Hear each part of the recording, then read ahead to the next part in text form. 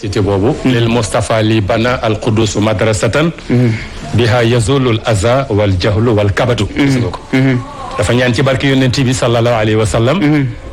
yàlla tabaxal ko benn école benn université boo xam ne biha yazulul aza ndeysaan ci université bi ci la lor di jeexee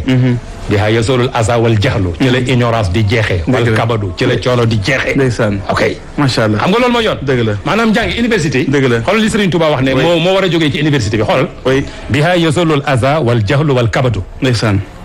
coono lor waru fa ne ignorance waru fa ne coono waru fa ne ay sëñ bi suñu université yi sëñ bi xoolal yi di rayante